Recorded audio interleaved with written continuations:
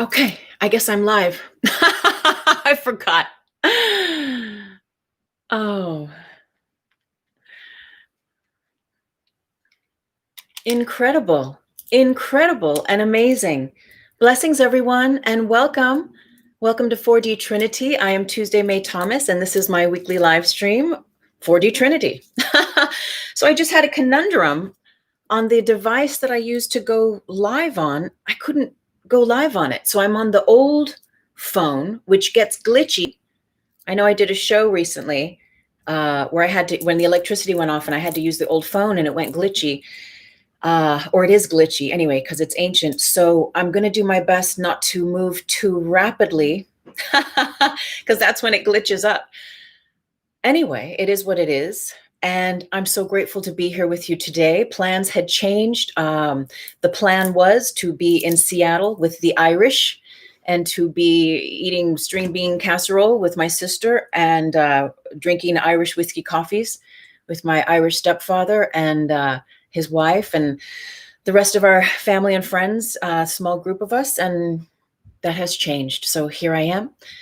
A impromptu 4D Trinity. So blessings and welcome everyone on this beautiful day where so many people are focused in their consciousness and their awareness of gratitude. So thank you for being here. Today's message is all about that which bonds us, right? That which binds us can set us free. And so we're going to get into that. And I do want to express that on this show, 4D Trinity is all about synchronizing the mind and the body with spirit, the Holy Trinity, creating that Holy Trinity, mind and body with spirit to synchronize, right? All of our multidimensional aspects of self into the one, into the oneness, that unity consciousness. So I pray that everything I share here serves that, and that you take something away from this. And because this is an impromptu show and I was supposed to be in Seattle, my notes are minimal, but I did get inspiration for this. And it's interesting, right? How things come together, how it's supposed to, when you just let it go and let it be. Thank you for hopping on and saying hi, and blessings, everyone. Happy, grateful blessings on this beautiful, beautiful day. So again, I was just explaining that my new device that I'm using for my Instagram lives, somehow I could not access to go live on it for Insta. So I'm on the old phone, which gets glitchy. So I know if I move too fast or too much, it super glitches, and that's not a fun thing to watch. So again, I'm going to do my best to move consciously and slowly, if at all. So yes, we're talking about patterns. We're talking about all of these parts of ourselves that keep us bound to certain realities. What are you a master of? What are you a slave to? Timelines of mastery give you access to a different display, a different spectrum of timeline probabilities than the timelines we surf when we are enslaved, when we are addicted, when we are a victim of and feel that there's no way out, or whether it's your body, right? Whether it is a substance, no matter what it is, there can be a thought field, a relationship, a pattern with money, with relationships, etc., that you can feel keep you bound. But why is that? What's going on? And we're going to talk about the metaphysics of that. And also this idea that, everything is interconnected. And on that metaphysical plane, what we are projecting, what we are perceiving through the eyes, the physical eyes that see the horizon, that see the world, the 3D grid matrix, that which we perceive by way of observer effect in quantum science is that which we receive as our experience. And so it's a lot of having to do with recalibrating the patterns within ourselves, the way we are wired, and the way we are then firing off certain neurotransmitters and chemicals within our bodies that heighten the emotional expanse or experience of what it is that we find ourselves experiencing in this matrix, in this simulation. And ultimately, we talk a lot about that which is beyond the matrix, right? That heaven on earth. And that's what this show is all about. Expressing and sharing the ideas, the concepts, the notions of how to align with those frequencies, how to create the correct conditions within ourselves that give a natural rise to that. There's no force, right? It's all flow, and it's all about synchronization. And we know that when we are in synchronicity, that we are in the now. There's more and more parts of us, imagine, multidimensionally, that are synced up and aligned in now consciousness. So that would mean that all of the pixelations of every part of your existence, since you have existed through all time, space, dimensions, and lifetimes, if you believe in that, that all parts of those are healed, that all parts of those are in balance, that all parts of those are synced up, that all memory that you are drawing from the Akashic records, that all that you are projecting into the grid matrix. Oh, did you hear that? The cat agrees. Swami Origami, where are you? I heard the meow, but I don't see the cat. I guess he's just high-fiving us. So, but can you imagine? I know you can. All of those parts of you being squeaky clean, aligned, calibrated, with love, with light, with God, source, whatever name you would give that divine, that is that synchronicity. And more of us are tapping that naturally, or we are creating the correct conditions to have that, to invite that in frequentially to our experience. And so it is. And so that's what we're getting back to. And really, it's like that's our true nature. And what I term as the Holy Grail hologram. That is us remembering that we are one with God, that we are one with our brothers and sisters and with all that is. And that divine holiness creates a dimensionality of vision whereby what we see in the matrix becomes transformed, observer, effect, perspective, right? Again, and it's through us that it comes to be. Thank you for saying hi and welcome, everyone. I'm so grateful. I'm so grateful for this family and this community. Okay, so where are we going? There's so much here now that's flooding into my mind. It's really, really beautiful. So for years, okay, so I'll talk a little bit about myself. For years, I smoked pot. And it was great. I was a waker and a baker and a shaker and a maker and and that was my lifestyle. And I loved it. And it was great. And it was like how I rolled. And it was perfect. And there was nothing wrong with it.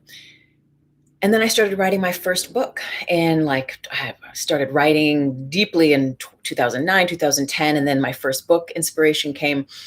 And all I did was drink copious amounts of wine and smoke ridiculous amounts of pot. And that was how I had wired myself, was to get inebriated and then to get on that laptop and just be like, "Rawr, let's go." And that worked for me. It worked for me. And then, that book, I think that book took 4.5 years with all the editing and stuff until it was finally published. Did it? I think that was it. I'm trying to remember. And it took a long time, right? Several years. It was my first proper book.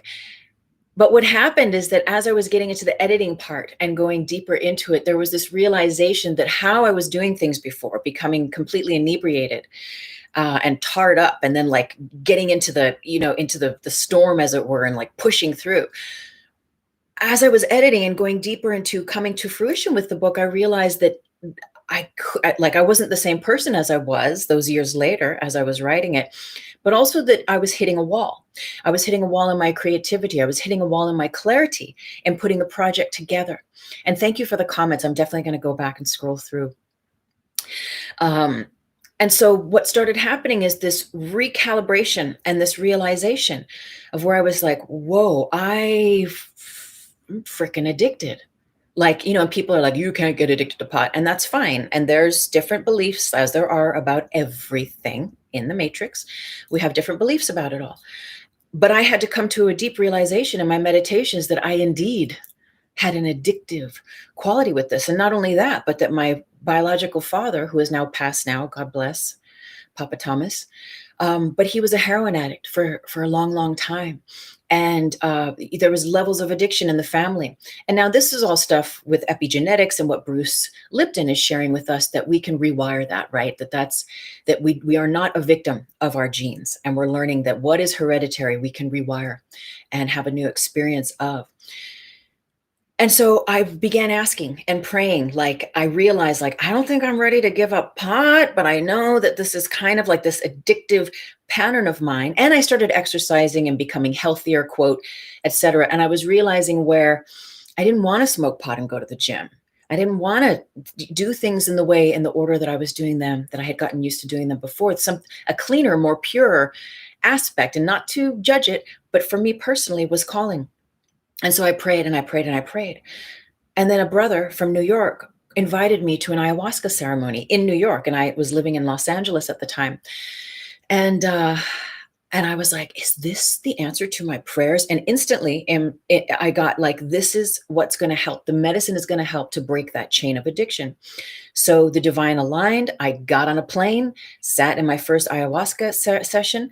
And I had that intention, that the whole reason why I was there, to invite and ask the medicine to help break those chains through all dimensions, time and space, that kept me bound in that way, because I was a slave. I realized that I was a bitch to that, not to the substance so much, because we don't need to, make anything right or wrong or polarize it in any way. Yet the relationship I had cultivated with it was only allowing my level of mastery in the creative and the health and the healing pursuits that I was intending to master go so far. There were only certain timelines that I was available to frequentially, vibrationally, when I was puffing away every day. And that's just the reality of it. And because it's all vibration, right? So I prayed and I asked, and I remember that, I'm sitting there, and when it's finally kicking in and we're sitting in session, and everyone around me is puking. There was probably 20 people in the room. Everyone's puking, and I'm like not puking, but I'm just enjoying, and okay, it's great, beautiful, doing the dance with the medicine. And then, like 3 hours in, I was realizing the medicine was asking me to drink more. And I said, and when people had that inclination, they would go to the shaman and they would, tell her or ask her, and she would then listen to the medicine and make a discerning consideration on behalf of that. And I was watching this go on, and I was like, oh, and the medicine was saying, drink more. And I was like, and all of a sudden, then my ego kicked in, the addiction patterns kicked in, and they said, they said, don't drink more, and I realized as soon as I got that download that then I started getting nauseous. Then I was feeling like, oh shit, if I drink more, I'm definitely going to puke. And my ego was like, I don't want to puke. I haven't puked yet. Everyone around me has puked. But I was like, get out of the way. You're here for this reason. Go. The medicine was saying, go to the shaman, tell her. So I go up, kneel down. I tell her the whole reason why I'm there. And then I'm there to work on this addiction. And she looked at me and she poured me another cup, and she gave me a few words and blessed it, drank it, sat back down, and I was ready. I got the little trash bag ready. I was like, here we go. We're going to hurl. We're going to get this freaking addiction out of me. Going to let it go. And I was like, feeling it. And then it went away. It subsided. And I was like, that impulse to puke completely left. And I said, medicine, grandmother, what's going on? And she said, your sheer willingness to drink more, to go in deeper, your sheer willingness to let go of that pattern is what is releasing it on behalf of you. And I was like, oh, this is so freaking cool. The way this stuff works, right? Because our little willingness often is often sometimes all that is needed to release us from certain timelines, from certain habits, patterns, and addictions. And so that was that. But she did say, she also told me, your path is not to stop smoking. I mean, do if you will, obviously. And we know, or maybe we don't know, that, everything, including medicine, will give us offerings. And it's up to us what we do with them. You can say yes or no, thank you, or, find your way. But there is a gift in that divine plant medicine. And she said, you are not necessarily going to be stopping smoking. She said, you're going to learn how to use the little smoke in a sacred manner. and with respect. And I was like, oh shit, because I know for me, it is a gateway. I'm an artist, I'm a musician, I'm a writer, I'm a dancer, I'm a crafter. And there is a divine, for me personally, a blessed gateway, a divine union that happens, and a flood of creativity that comes through that I bless and that I honor with that sacred little smoke. And so, but she set me straight, and I was like, oh shit, I got to reconfigure this now. But from that point, that was a huge set point, which then when I left New York and came back to LA, it changed everything. There was a new level of my awareness of my relationship then changed. The timeline that I was on with the little smoke changed. How many people would constantly be knocking on my door or calling me, be like, you want to smoke? Or how easy it was to get pot, just all those things started changing. It wasn't as accessible. It wasn't as around me all the time. There was more space between it. And I was continually invited to be conscious of my relationship with it, way more than I ever was before. And so there was a resetting of patterns, which created a shift internally in me. But also there was that metaphysical shift through what I was pulling up from the Akashic memories, the Akashic records. Instead of those records of patterns of addiction, there was a new pattern. There was a new groove I was creating. And so projecting and perceiving and sending out through the grid matrix. And so shifting that which I would receive back as experience. And even now, I still smoke, and I'm a weekend smoker for the most part. That's our agreement, right? We have considerations and conversations with those aspects or those patterns, and speaking with a little smoke, and she's like, yes, we know you work with it, and we create with you, and all this stuff. But I also know that if I smoke every day the way I used to, the level of mastery in my writing, the level of mastery in my martial arts, the level of mastery of knowing thyself, divine, for me personally, was only limited, right? It was limited. And so even there's times where I've tested it and I've been like, well, I can just have tons of pot in the house, or someone brings you a big jar of pot, or they've grown it up north in Cali, and you're like, oh man, this is really going to test me. Or is it? Oh, the God phone. We'll finish that story here in a moment. Hey, God. God says hi. Blessings, dear God. Yes, repatterning. I know. Thank you for giving me the words to speak with. Yes, I would love to read a little bit from A Course in Miracles. I'm going to finish my little story first, okay? Okay. God says peace. Blessings. So there'd be times where I would have the pot in the house then, but the old addictive patterns would be there with me. And I would try to think that I was able to overcome it, but then I would succumb, and I would smoke, and I would go back into the old pattern. And even to the point where I would be like, okay, put that big jar of pot in the shed, in the backyard. So I'd have to go out of my way in the cold or in the whatever to smoke if I wanted to. And that just didn't even work. And what I've realized is I had to change the environment for myself on purpose and master my inner environment and match that mastery with my outer environment. So now I just don't even buy it. In my little weekend, I have my little puff on my weekend, and I do that's my partying, I have a little puff. That's how I go. But Monday through Friday, I'm hustling, right? Doing my other crafts and my works with clarity and sobriety. And it has opened up. What I will tell you is that since I've learned, and I continue to learn, how to walk in honor with that substance, with that little smoke, with that teacher, that it has completely transformed and changed my experience, my reality in this world. And it has drawn to me masters that help open ways for me that I perhaps would not have been in resonance with in the past. It has allowed me to perceive and receive different levels of humility, different levels of mastery, and translate through all dimensions of my earthly experience. So I know I said, thank you everyone for hopping on Insta. I'm moving very slow. For some reason, the new media device that I got to do my Instagram lives on, I couldn't go live on it this morning. So I don't know if it's an upgrade or I couldn't find the button or something. It's very strange. So I'm on the old phone, which can be glitchy if I move very fast. So I will move very slowly. So please don't let the glitch turn you away. So there is a recording, as an author, I'm constantly taking notes and inspired, and I record and I journal and all this stuff. And so there is a recording that came that is in resonance with what we're sharing today, called The Miraculous Alignment of Affairs. It's about 4 minutes long, and I will play it for you here in a little bit. Okay, so the idea, what untangles? What is your neural net? What are you a master of? What are you a master of? And is it serving you? What would you like to be a master of? And that if you had let go of being a slave to certain things that you're bound to, how would that help to transform your experience? Think about it.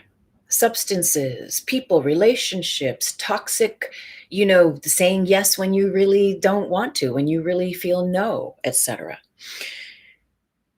So what untangles the neural net? When you reset your patterns, you untangle the spaghetti junction of neural nets.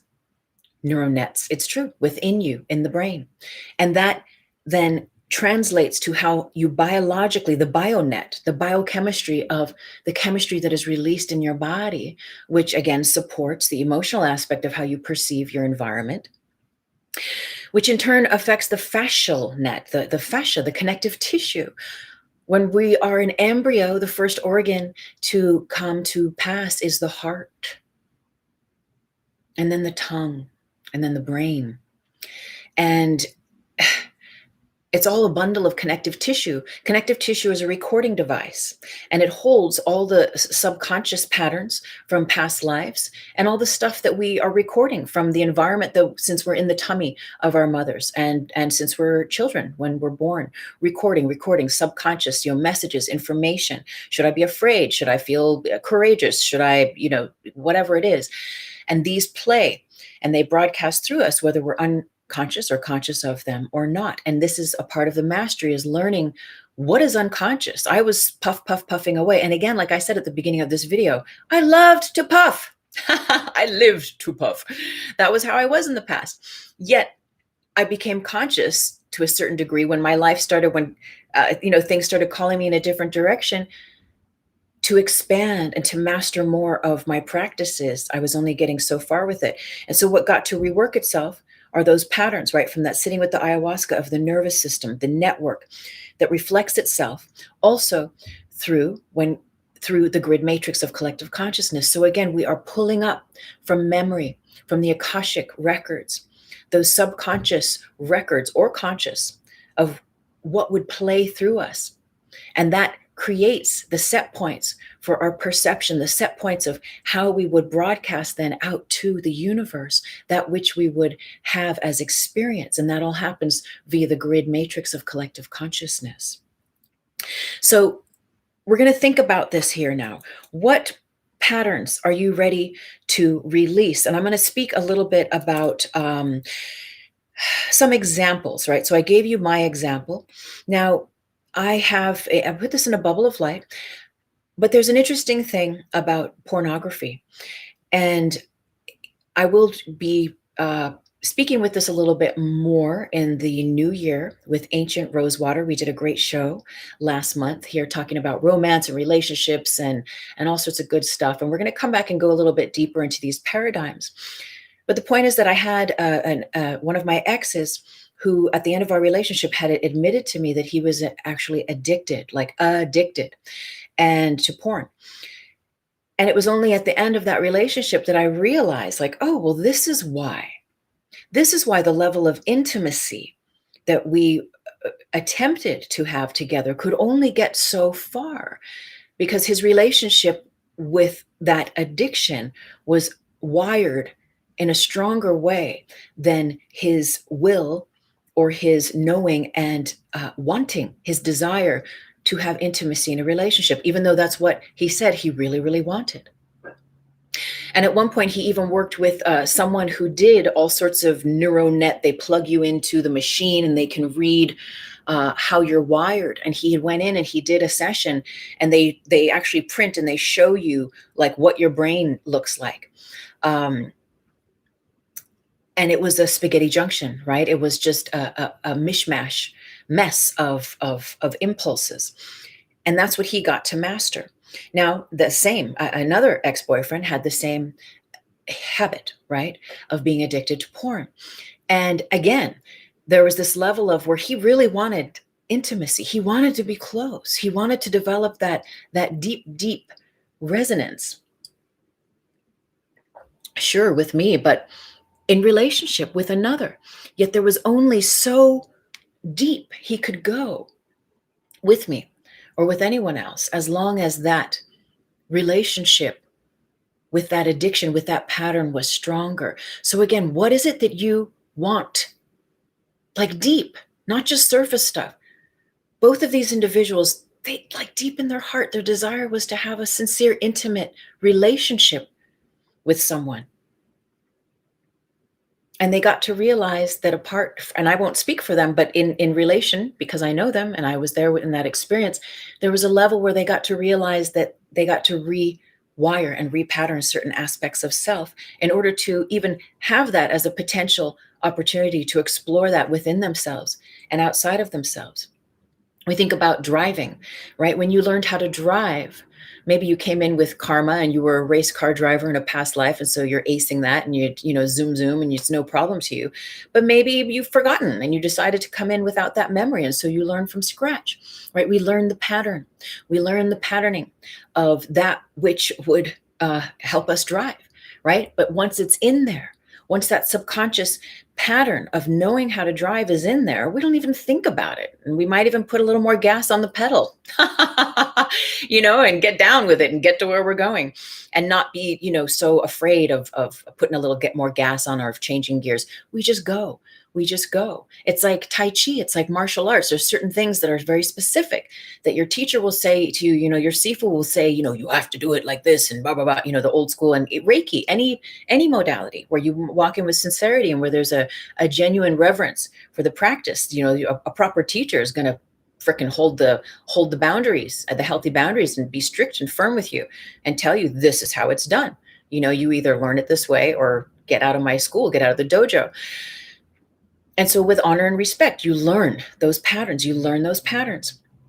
And then eventually, you spar, you practice, and eventually you don't have to even think about them. They're in there. And I know this might look glitchy on the little phone because I'm here on YouTube as well. Blessings and welcome. But Bruce Lee, right? He's famous for doing a 1-inch punch. His master Ip in China was a master of this 1-inch punch where there's a board. Imagine your chopping board in your kitchen, something as thick as that, or even a door, right? And where the fingers are placed at the door, and it's like, boom, it's this 1-inch punch, but where you go through the board, you break the board. Now, in order for his master to learn how to do that, unless you come in as a supreme being and that's just a part of your superpowers, but there's a part of learning how to do that. And Bruce Lee had to learn. He had to train his mind, his body, his faculties, right, in order to do that. But once he got it, anytime anyone was like, punch through this chopping board or do that, and he'd be like, psh, boom, like done.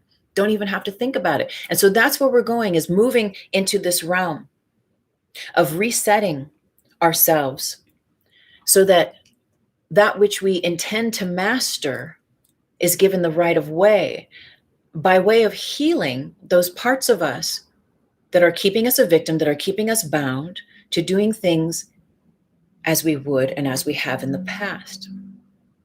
I want to play for you this recording, as I had mentioned earlier. It's called The Miraculous Alignment of Affairs, and it's really just, it's really organic.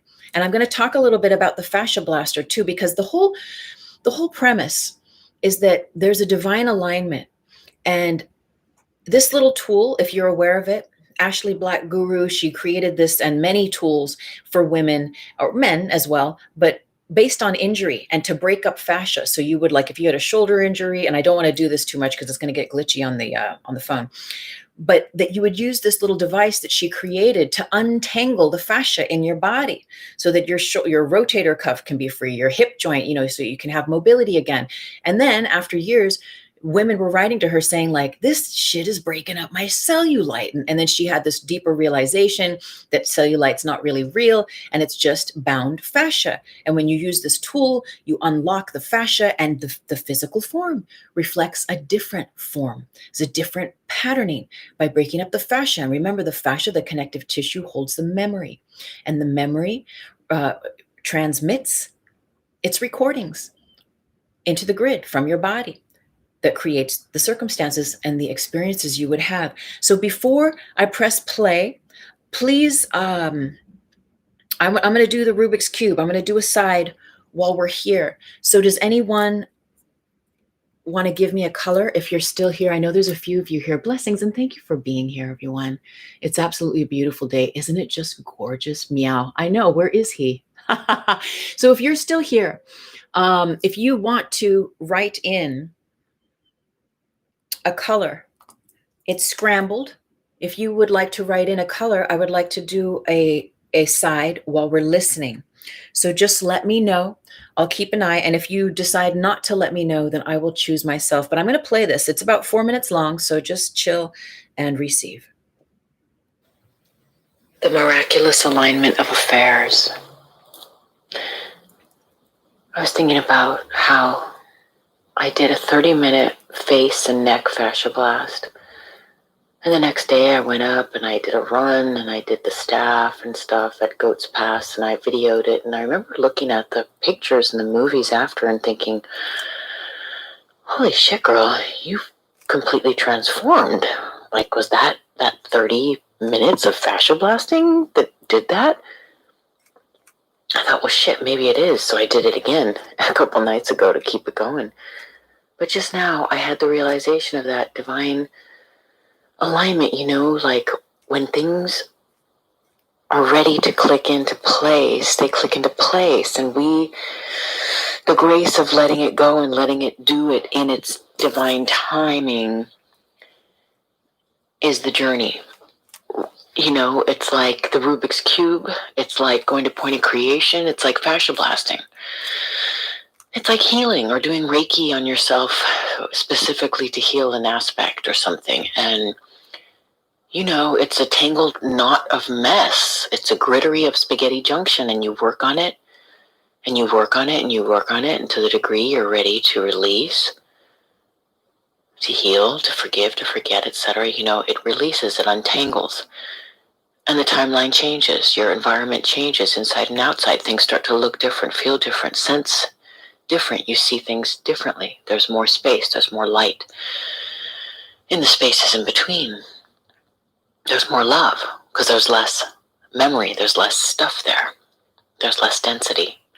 And so with that, just that divine, I had to make a note of it because it's reflected in so many aspects of our human, journey. The raveling and then the unraveling. And how you just don't know. You just keep going though. So many women intuitively feel like, well, this fascia blaster thing, it works for other ladies and I want to do it and I feel like it's going to work for me. And you don't see results right away. You might, but you don't necessarily. You go to point of creation, I'll take all of that back. Because yes, there are miracles. And for sure, like that overnight thing in my face completely changing and looking 10 years younger was it is amazing. I'm looking in the mirror right now and I'm going, oh, what? Like inflammation dropped, like it changed all the fascia. But it's the fascia, it's the grid, it's the matrix, is the point. It's all those energy set points that we've lined up through our consciousness and that solidify in the physical. But when we loosen them, it's like, with the cube, as I go deeper with the Rubik's Cube, what I'm learning is you have to let it go. You get so close on one side, but then you realize there's only so far you can go. You're going to have to mix and match those colors again, follow your intuition, and move forward and just trust that you're not going to lose all your squares matching, and it's going to mix match again, and it always does. If you go deep enough down the rabbit hole, you'll have to unravel, but then it'll sync itself back up to the Holy Grail hologram.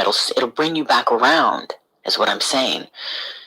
And anyway, so just that metaphor of all the ways that we work towards something, and to untangle, and we really don't know when it's going to pop, when it's going to heal, when the cellulite's going to go away, when the thing is going to happen or whatever. And when the Rubik's Cube, I don't always know. Now there's certain patterns with just getting one side that I know if I have an XYZ, I know exactly what I have to do to make it work. So that's automatic. But now trying to work to get two sides done at the same time, that's a whole other game. So I'm learning a new pattern. I'm learning a new sequence, or several new sequences. But I know there's going to be a moment where it's going to click, click, click, click, click, click, and it's going to be like, oh, and then I'll be moving on to the next phase. So that's that. Moving on to the next phase. And that's it, right? Learning the new dance, learning the new patterns, and employing them. Not just learning them, but actually doing them, putting them to practice. Who are you, right? That's a part of the initiation. Me putting that, trying to work with my addiction with pot, like, oh, can I keep this pot in the house? No, I couldn't. Not for me. Some people can have a big bag of pot in the house and there's no temptation or whatever. But for me, that wasn't the case. So I had to go through levels of initiation to find my level of mastery and how I could be with that substance, with that little smoke, in honor and with reverence and respect, and to work with it consciously, not unconsciously, not just from a subconscious pattern of addiction, so that I could have a new experience of it. But all of those trials of me trying, of the old addictive patterns trying to come through and be like, well, let's just, try it like this. These were all experimentations, but also initiations to understanding and learning those new levels of mastery. I've worked with so many people that were addicted to coke, that were addicted to crystal meth. They had to frickin' rewire from the inside out, from the inner planes out. And you can ask for help. Maybe you pray, maybe you believe in God, maybe you believe in your angels or whatever it might be, but you can always ask for help. And love is God, is love, is the quantum organizer. And when we call on those forces and those powers that are rooted in love, rooted in that God realization, we give way to the quantum organizer to come into our mind, into our tongue, into our affairs, and help us see perhaps ways and means of doing and being new levels of mastery that we hadn't before.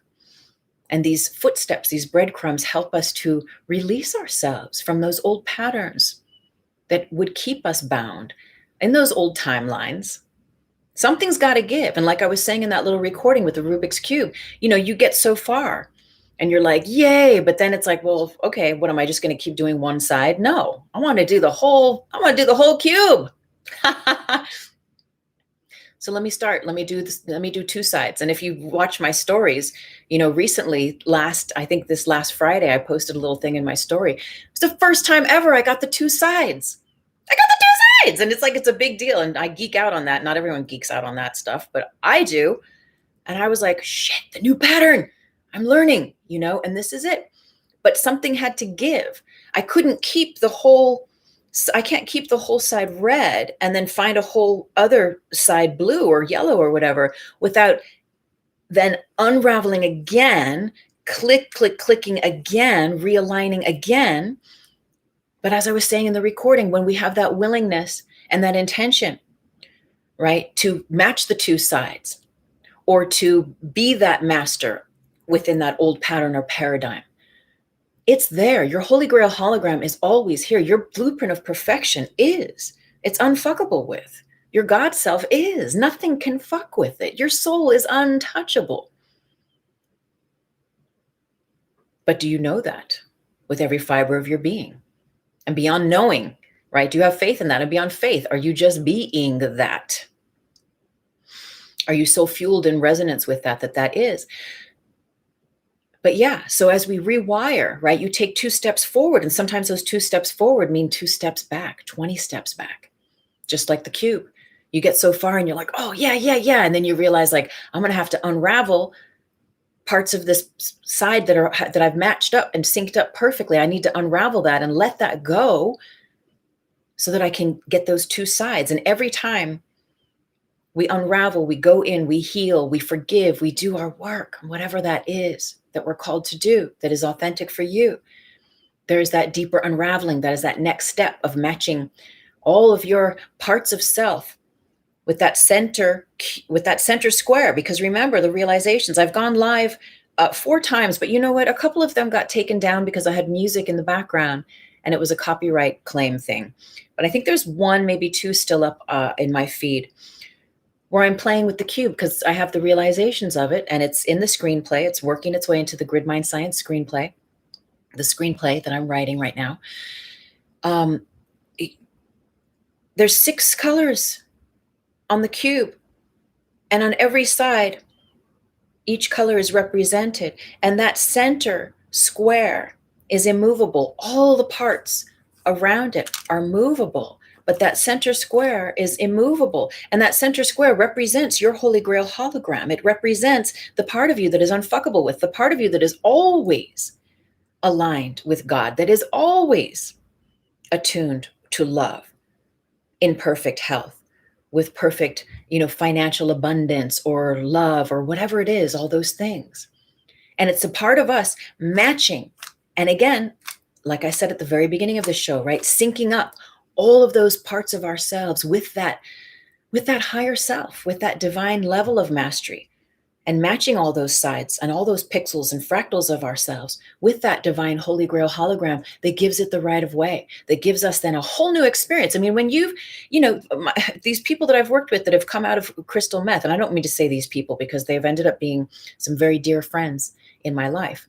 But the people in associations they used to hang out with when they were addicts, they're not hanging out with them anymore. They're on different timelines. They have different circumstances and affairs and relations and relationships, and it affects everything. So what are you bound to now? For some people, it might just be sugar or coffee or cigarettes or something that what is it for you? What would you like, to have a different experience of? And the message is that you can have it. It's already here.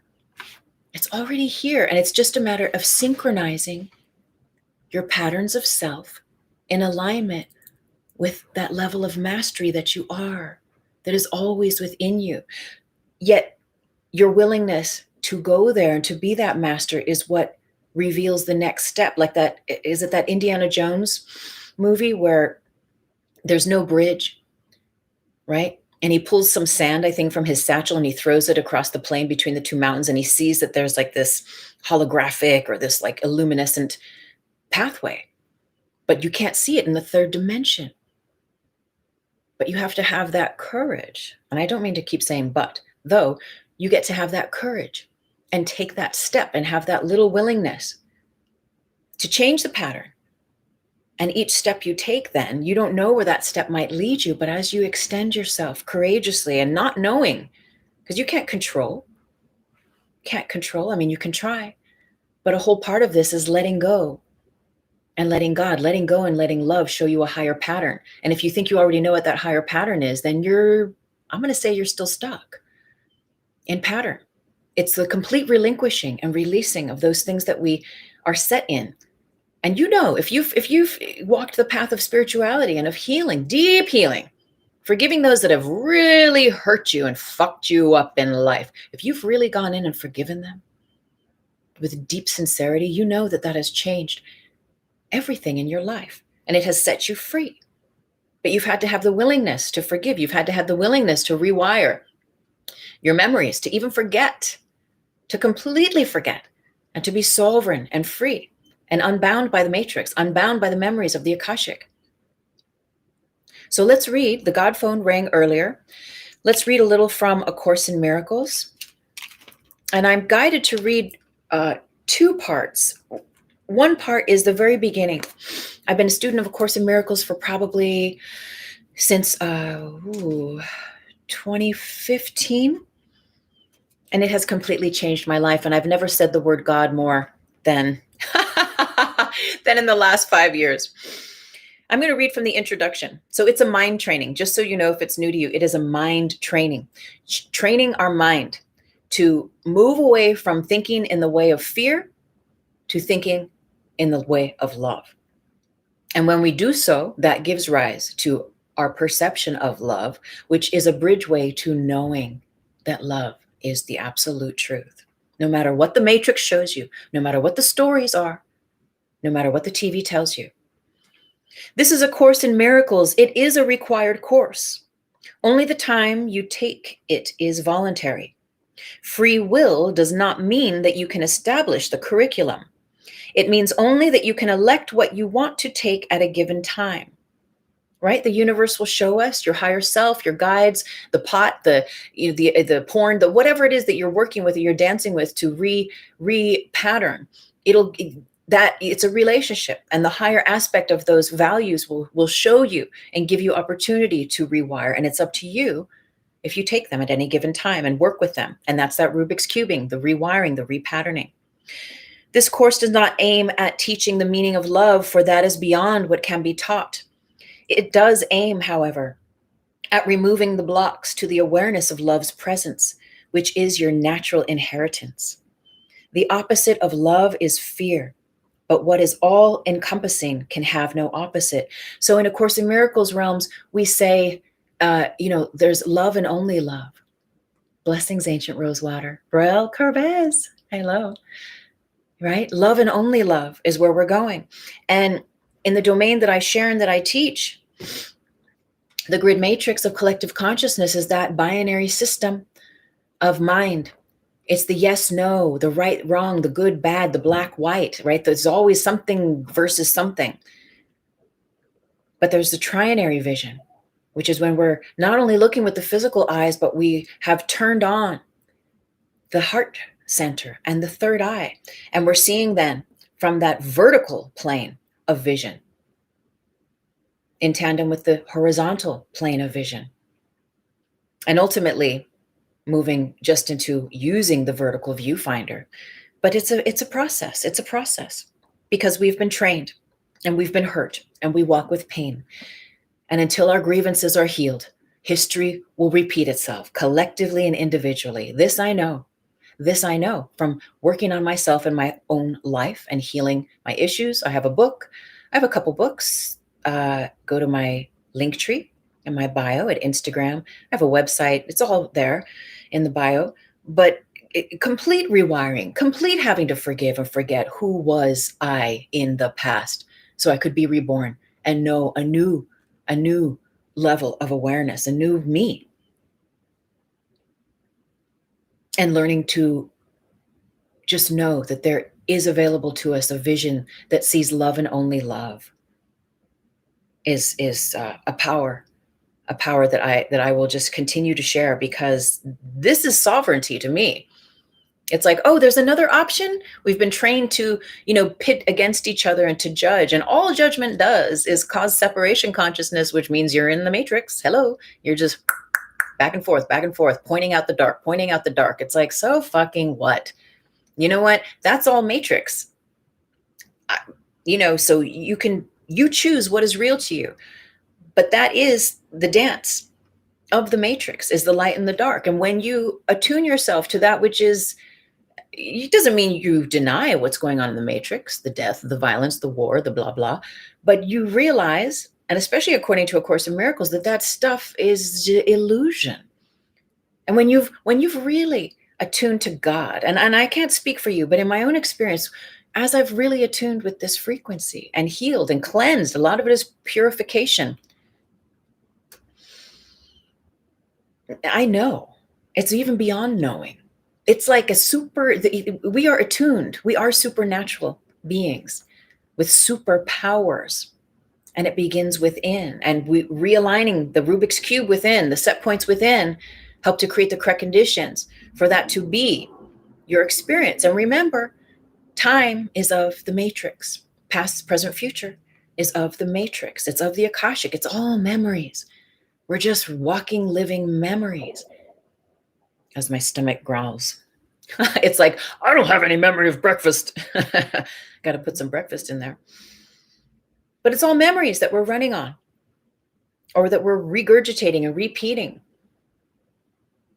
And in my experience, as I get to know God and trust God and love and lean into that miraculous, that supernatural, that which is not of this world, it has changed every single aspect of my awareness. And now I know for certain that there is an experience beyond this matrix because I live it. And you know what that is? That is now. That is living in the nowosphere. That is when there is continual flow and synchronicity, happenstance, and miracles. They're not special. Miracles are not special. According to this book, they are naturally abiding. And when we are in attunement and alignment with God, source, love, light, whatever you would call it, they're continual. They're just constant. Thank you for the love. It becomes the way it is. And then when someone or life or the TV or what memes or whatever it is tries to point otherwise, you're like, yeah, that's nice. That's cute. That's the matrix. Like if it's not love and only love, it's illusion. That's where I stand. And that's what I preach. This course can therefore be summed up in very simply in this way. Nothing real can be threatened and nothing unreal exists. Neo. Only, how did those bullets not hit him at the end of the movie? Because he had let go of all the patterns of memory, of fear, of even having a definition of what a bullet is, of even having a fear of being shot. All that stuff was gone. He like didn't even, he's like, you look at the bullets, did he even see them? I got held up at gunpoint once. But because of the vernacular, because of the vocabulary that the dude who was pointing the gun at my head, because he was speaking in words that I did not understand, I did not perceive a threat. And I got out alive. Blessings to my 10 years of growing up in Ireland. You know, here we call them purses. Those big handbags, those Kim Kardashian handbags that ladies wear, you know, we call them purses here in the States. In Ireland, a purse is your little coin. It's a tiny little thing that you carry your coin change in. And the purse that we would call here in the States, your purse is a handbag. And so when this dude is pointing the gun at me and he's saying, "Give me your purse," I'm like I'm just walking and I'm hearing this word. And there's this car driving next to me. Right at the curb, the dude is hanging out the window, gun pointed at my head. And I could see this in the peripheral, but because of the vernacular, because I couldn't understand what he was saying, I was like, my purse. And I even got so confused that I looked over my shoulder because I was like, did I drop my purse? Is this nice man telling me to pick up my, like, I couldn't understand. I couldn't understand it because he was, go on, give me a purse. Like, I was like, is this? And then I was like, oh, this is just stupid guy driving next to a girl, harassing her grid. I was like, whatever. So I ignored him. I keep walking. And then the words came a little clear. He's like, give me your purse. And I was like, I don't even have a purse. I was like, I didn't have a change purse in my handbag, you see? So our timelines were such enough in frequency that I met that karma, that I had that experience. But because there were other parts of it that did not click into place, he could not pass go. And so what happened is that I look and I see the gun. I was like, oh, this is real. Because I could feel something in my peripheral. I could kind of get a sense. But when I actually turned and I looked in his eyes and I see the gun pointed at my head. And I'm like, but I still didn't get it, you see. Because I'm like, why is he asking me for my purse? I don't even have a purse, because I did not equate it with that being my handbag. So there was this grace from God. And then a little postal truck came around the corner. I looked at the postal truck. The dude saw the truck. The truck came around the corner, started driving in our direction. And the guy then, sped off. And it was in those few seconds where I realized, like, gun, guy, purse. And then I was like, and then I ran and I ran to a neighbor. I was maybe 4 or 5 blocks from home. And there was a dude on the corner and I was like, oh my God. And I told him, and I was like, just so someone knows, I need to still run another block to get home. And he's like, okay, I'll keep an eye out. And anyway, and everything was fine. But there's a grace that is upon us. Nothing real can be threatened. Nothing unreal exists. So this is what I want to read. And then we're wrapping up, right? It's 11:58. The meaning of miracles. Miracles are everyone's right, but purification is necessary first. Purification is necessary first. There's preparation. When you sit with the medicine, there's certain shamans. I mean, a high level shaman will, say, hey, don't smoke pot, don't drink alcohol, don't eat these herbs, or do eat these herbs, or don't, there's certain, you prepare yourself so you can have the highest journey with reverence and respect, right? And equally with so many other aspects, you prepare. You don't go to the dojo to train with your sifu, with your master after going to the bar at happy hour. There's certain things you just don't do. You learn reverence. And you learn preparation. You learn how to make yourself holy and become that holy grail hologram, that vessel that can receive the teachings, that can receive what is profound, what is beyond that which you would perceive being high or stoned. And believe me, I know, because I still smoke, and there's things that I perceive when I am high that I'm like, whoa, I would not have seen this if I wasn't high. So there's a gift, but purification. So it's like I keep asking for a healing. I have a note here in my book. I keep asking for a healing, but I keep having health issues, depression, money issues, emotional breakdowns. So understand that if you're asking for a healing, if you're asking for that pattern to reset itself, and you pray on that, and then those circumstances start to come in for that and those aspects to be changed, you will be challenged, but that is your initiation to mastery. That is your unraveling of those binds, of being that slave, of being bound to those old patterns that eventually are here as your karmas that you chose on some level to be teachers for you, so that you can ultimately learn how to Bruce Lee that shit, how to go beyond those patterns of self in the matrix and know who you are outside of those timelines. But that's the initiation, because we get safe. We get secure in those old ways of knowing who we think we are or who we were. According to those patterns, they're safety nets, right? Really not knowing, trusting that mystic gift of trust in your heart. That is, that's Neo. That's the matrix. That's when you've forgotten. So yeah, so he didn't have any fear of those bullets, because they weren't real to him. Just like the bullets of this world, they don't have to be real to you. Just like those patterns that you may feel a slave to, that you're bound to.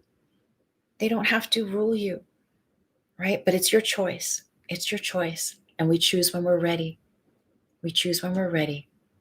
And we can take it in baby steps to the level that you're ready to go on. But each little baby step that you take, that Indiana Jones, you take that step, you don't see the bridge. You don't see the bridge. But as you have that courage to extend your foot and to take that step, boom, that step appears metaphysically, manifested for you under your foot. One step at a time. And that's living in the now, right? To have it all mapped out and planned out. What is that? Well, that's how we're trained, is what that is. That's how we're trained to live here in the matrix and to keep perpetuating the same stories, the same timelines and blah, blah, maybe slightly fractally, shifted. But we can choose again. We can choose again. We can choose again. So I pray that this serves you. All blessings, Vajra Queen. Mystic artifacts. All blessings, Ancient Rosewater. Yes, sister, sending you love. Hey, everyone, for hopping on. And maybe I don't know you. Freezaweezical, I can never pronounce your Insta name. Clearwater Seron, Cure the Mind Virus. Hey, brother. And my girl Lulu's in the house. She's be baking pies today, girl. Your pumpkin pie looks really good. So blessings, everyone, for a beautiful, beautiful day.